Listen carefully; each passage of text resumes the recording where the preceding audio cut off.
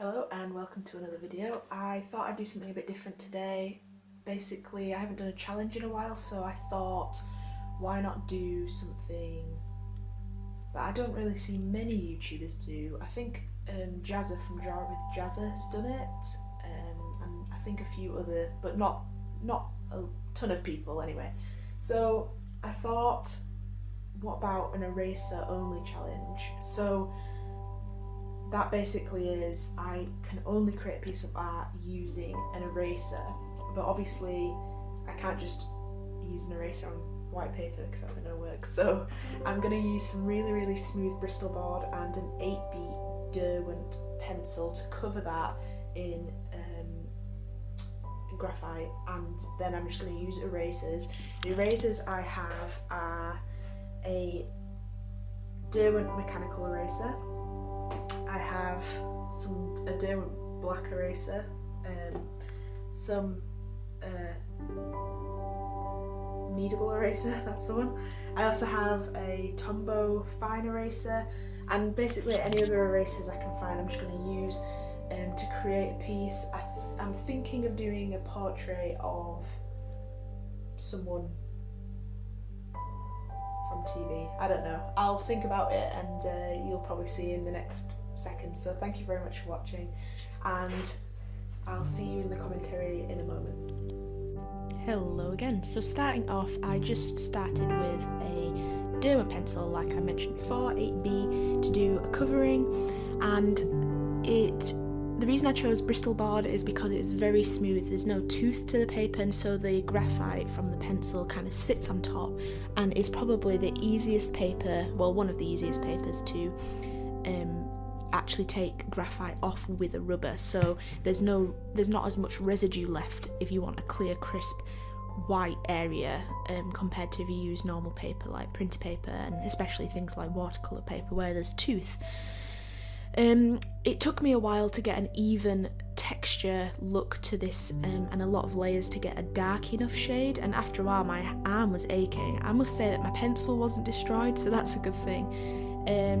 But yes, it was an experience, and much like when you're a child and you kind of go over something with a wax crayon to kind of get the texture up on some paper. So say your paper is on a coin, for example, and you want to get that coin drawing on your paper, you used to go over it with a pencil crayon or something. It used to show up every single din, and that's what happened here. So anyway, onto the art. So I chose to do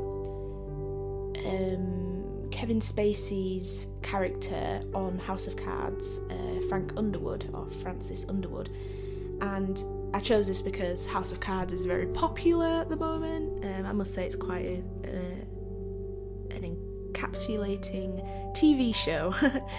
So I decided to do him because of his funny expressions when he speaks to the camera. I rather enjoy those, so that's the expression I've done as his portrait here.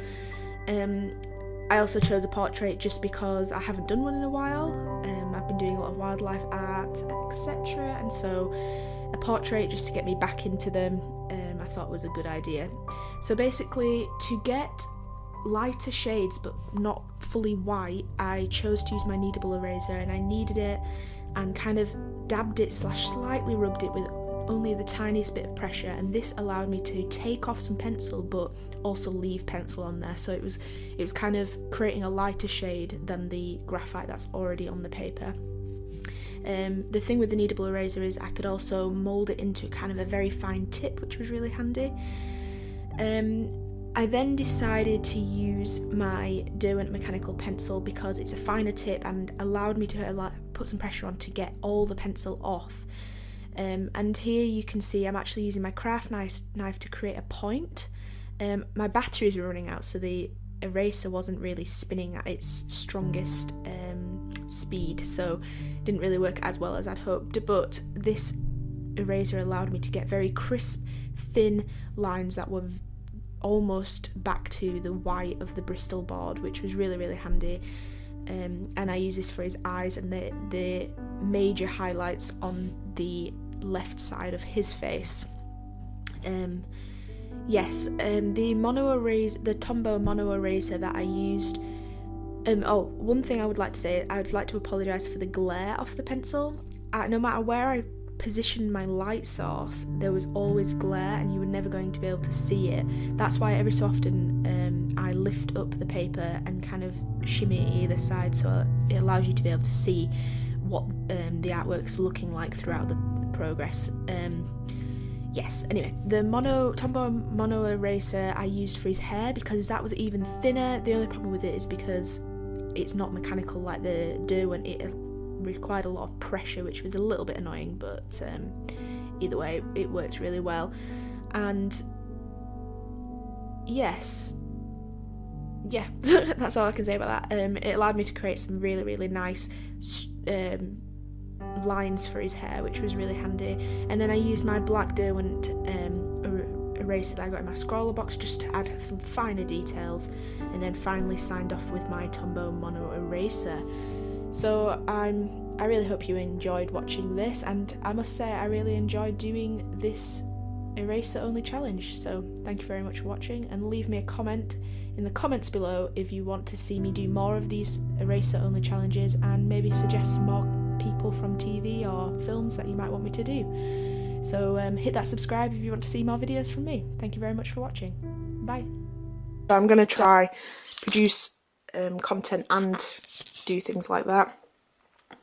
This is actually a fishing tackle box, but they are the perfect storage. So if you do beading, I suggest getting fishing tackle boxes. In that up there is actually some smaller versions of this box that I have some little beads in, and I really would suggest getting those because they're really handy. So these this is dedicated to my small